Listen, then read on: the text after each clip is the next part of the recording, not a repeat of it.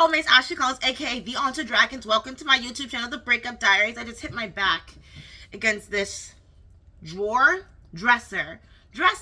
Why is that so hard for me right now? I also hit both of my elbows on two different occasions, and it's just like, just call me, what was Mr. Glass? Just call me Mrs. Glass, you know? Okay. So what happened recently at work? I've been working consistently during this pandemic. I think I had like a week off. But other than that, I've just been on a constant momentum of just working. And I would like to think if my former employers or my former coworkers were to review me, they would say that I'm a very hard worker. You know, I show up and I do my job, right? And sometimes I do other people's jobs, you know, whatever I can to be useful, right? And this past weekend, one of my coworkers was throwing a fit, and he said to one of my friends, I like to think that we're friends. I hope that we're friends. But he said to her, I don't like her energy. And I, even still now, like, my heart just did like a little, you know? Because I've heard this before. I've heard from co-workers that I'm unpleasant to work with because I'm intimidating. People think that I'm full of myself. They think that I'm trying to take something from them. And it's like, no, I'm literally just here to work. You know, just do your job. And I've been thinking a lot about my history of working. My first job was at Arby's. Do you have an Arby's in your area? That was my first job because McDonald's wouldn't hire me. And Chick-fil-A wouldn't hire me either. And I remember being so offended. I remember being so pissed off because I'm like, what? I want to work. And like, my interviews were pretty shitty though. But yeah, my first job was at Arby's, and I remember being so intimidated by my other coworkers because they were so fast. And like they were so efficient at their job. And I thought, in my mindset, I thought to myself, I need to get like them. You know, I need to rise to the ranks like them. You know, I didn't use that intimidation to feel bad about myself. And that mindset continued throughout my work history. You know, I remember when I first started serving, I was like, I need to start bartending because that's where the real money is, right? Being a bartender. If you know how to bartend one place, you can bartend pretty much fucking anywhere, right? And I remember being hazed so bad, and I've been trying to find a prettier word for it other than hazed, but that's the reality of it, you know, like having the manager be like, if you don't do your job well, I'm gonna send you home, and they actually will fucking send you home, you know, and not just in the service industry, in acting as well, you know, if you don't give me the energy that I need, I'll send you home because there are plenty other actors who want your role. There are plenty other dancers who want your role, right? So if you don't perform well, I'll fucking replace you, you know? And I was talking to my friend about that the other day, and I was like, yeah, it stung at the moment. It hurt the moment. And I cried afterwards, but I think it instilled in me today why I'm such a fucking hard worker. Right? So since the pandemic, when I started working in real life again, I've noticed how fucking lazy people are. And maybe you're thinking from this point of view, which I've heard a lot from people. You're thinking from this point of view. This pandemic showed a lot of things that are outdated, right? Excuse me, I got a burp. Unladylike, whatever. I've been so gassy lately. Excuse me. I've been so gassy and very like sneezy lately. But it's also allergy season. But it's not as intense as it used to be. You know, this allergy season is not as heavy, thankfully. I think it's because of the rain. That's a super stupid tangent. But yeah. This pandemic proved a lot of the shit that we're doing is like outdated and kind of pointless, right? Our job interviews are so fucking stupid. You already had an idea of whether you want to hire me in the first place or not, right? You already know what I'm gonna say. Tell me about your work history. Yeah, I'm a really fucking hard worker. Yeah, I could do that. I don't mind working overtime. I don't mind staying late. And it's like, you know, that's a lie. You know, we've realized a lot of this shit is pointless and meaningless. And a lot of us are seeking meaning in life, which I think is a really good thing. I think that this is a really good thing that a lot of us are seeking meaning in life, but it's like, that's not an excuse to be useless and incompetent and to not show up and to give your best. Because I think, and maybe this is why, like, I don't know, sometimes I really wonder why. I know why I'm broke, but other than that, other than the reasons that are logical in my mind, but sometimes I really don't understand the reasons why I'm broke. Because for me, I'm always thinking long term. You working at this place right now is not for long term, right?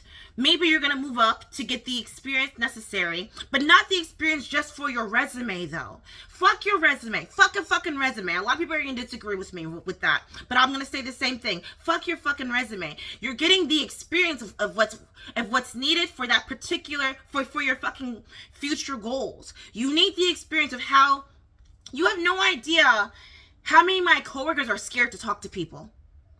They're literally terrified to talk to people. They'll like start shaking with anxiety. And I'm like, no, they're not going to kill you. You know? And it's like, these skills, as meaningless as it seems in your mind right now, is going to help you long term. Can you deal with conflict in a calm way? I had a discussion with one of my coworkers the other day. I asked her to do something, and she was like, oh, well, I was really busy. And I said, okay, maybe my tone came off a little aggressive, and I apologize about that. But as someone who has worked here longer than I have, you are a veteran, so you need to be leading the example for me. So make sure that you are leading for me. You know, and I think that was effective. You know, maybe she forgot it the next day, because I'm not a leader. You know, like, she's looking up to her fucking managers. But I think that was effective communication. You know, this shitty job that you have is establishing your work ethic for the future, but people aren't thinking that. You know, they're just thinking about like, oh, this is so pointless. This isn't gonna help me when I become a doctor later in life. This isn't gonna help me when I become a lawyer later in life. This isn't gonna help me when I become a motivational speaker. God, I hope not later in life. Because if you're a lazy piece of shit now and you want to become a motivational speaker, you know, but yeah, I think that I hate the way that we blame things on social media so often. Because like I've said before, social media is not a person. You know, we can yell at Mark Zuckerberg all we want, but it's like, he's not saying pick up your phone every day. We're the ones who are doing it. It's so strange how I'll see people clock into work and the first thing they do is just pick up their phone. And they'll just text, swipe. And I'm like, aren't you bored yet? Is social media that entertaining? And this is going to sound hypocritical, but is social media that entertaining for you that real life is just completely dull? I thought you guys were working with your friends. These are all your friends, right? So talk to your friends. You know? I remember once I went on a date and I pulled out my phone and he was like, no, we're not going to do that. I didn't like his tone. The way he said it was super rude. But I get it now. You know, when you're around other people, put it down because it can wait. And I oh my God, I get that all the time whenever I'm like, people harp on me all the time because I don't reply to my message quick enough. Is it life or death? Is this a business transaction? You know, are you my best friend? No, it can wait. I don't need to react immediately to you right away. You know, you're not my boyfriend. You're not my lover. You're not my best friend. This isn't a business conversation. It can wait. You know, the lack of attention span is very interesting. But the reason why I say that is because one of my friends was talking to me about Vine. I never had a Vine.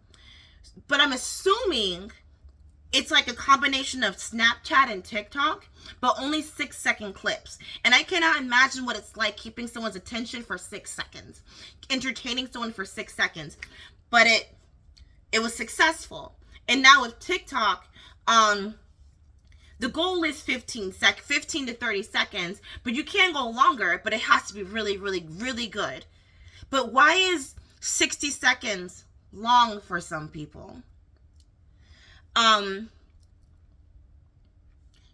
The Batman movie, 3 hours, that's just too much, right? You can't condense things, but I think 60 seconds, they say in filmmaking, you can't get, if you can't grasp the audience member's attention within the first 120 seconds, you're not going to keep their attention for the rest of the film.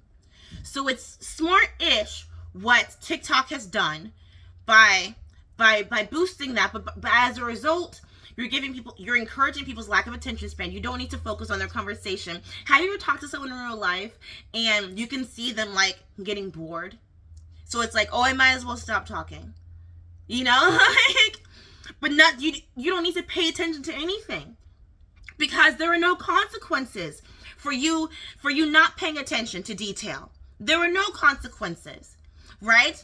Like I was saying, like with me growing up and my intense hazing, if I wasn't attentive to detail, I would be sent home or I'd be fired. Now these kids are like being like, oh, it's okay. You know, I understand your mental health matters, your emotional health matters.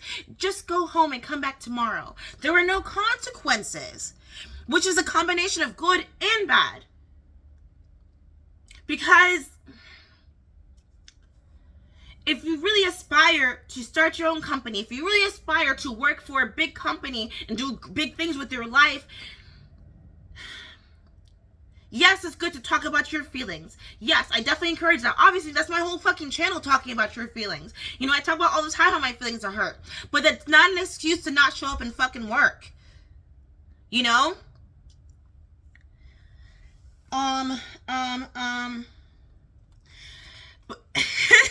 If you have social media and you started at the age of 16 and you go to 70 years old, hopefully, you've spent an average of 6 years of your life on your cell phone.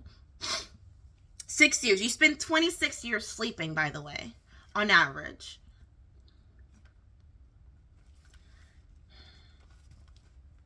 Like I said, working in real life in the real world, I've noticed a massive lack of eye contact, massive lack of attention to detail, not anticipating needs, overly emotional, overly anxious, lack of proper communication skills, lack of manners as well.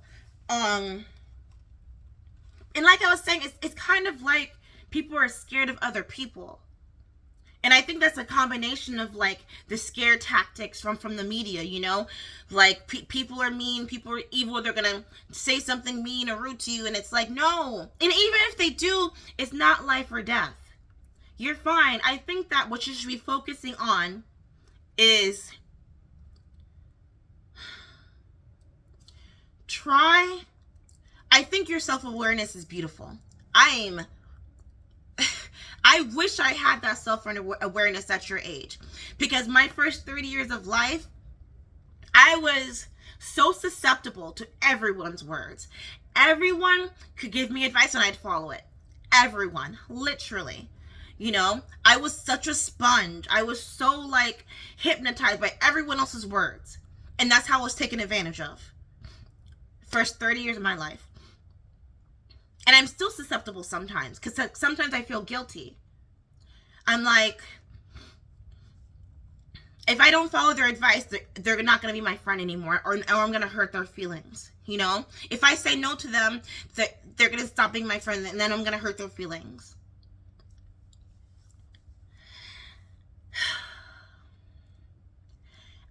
Like I said, I'm envious of people who are super self-aware at a very young age.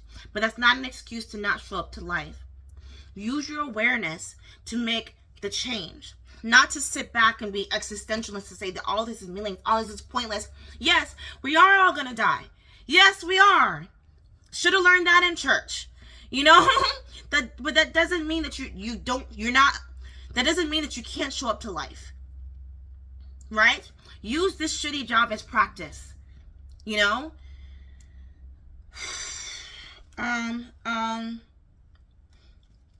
And also, do you really, really want to be famous? Look what these people are doing for fame. The fucking Masked Singer is not a good show. It is not a good show. It's so fucking Hunger Games, it's pathetic. Look at all these celebrities, like, I miss celebrities when I didn't know who they were behind the scenes of the role. You know, like I already suspected that they were dumb and boring, you know, like, but also like I know actors in real life and I'm like, oh, you're quite dull other than when you're on the stage. You know? Just do whatever you can to be competent. Do whatever you can to be competent and useful, right? Whatever the bare minimum of your job is. And try to do a little bit more, right? God, I can't stop thinking about the example of, I had an actress who as an actor, your job mainly is just to fucking come on the stage, say your lines, and don't forget where you stand and when you exit. And this one actress couldn't fucking do that. And I'm like, oh my God. Like, I know I'm supposed to be gentle and kind with you, but like, bro, you just have 2 jobs. Memorize your lines, know where to fucking stand. What more? What am I doing wrong? How can I help you? You know? Like I was saying before, when we wrap this video up because I'm late for work, some people feel like working hard is pointless, right? Like this is all a joke. It is. A lot of this is a fucking farce, right? We don't need to work in an office anymore. We can easily work from home, right? We don't need a delivery driver, right? We can easily pull up to the restaurant and they'll bring it out to you. But don't you think in some way that's still contributing to your laziness? What's the incentive to get up and go? There is none anymore, you know? Most people aren't weak, they're just responding to their environment. And look at the environment that we've created.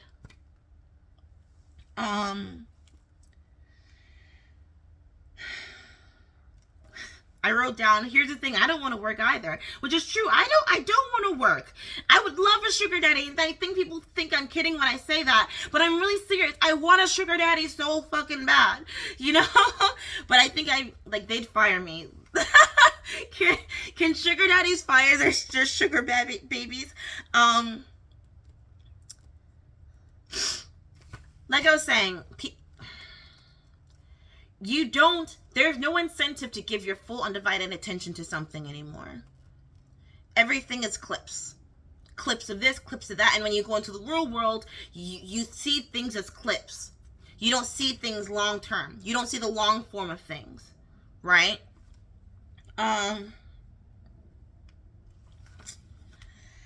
What's the solution? I don't know. Get a new job. Yeah.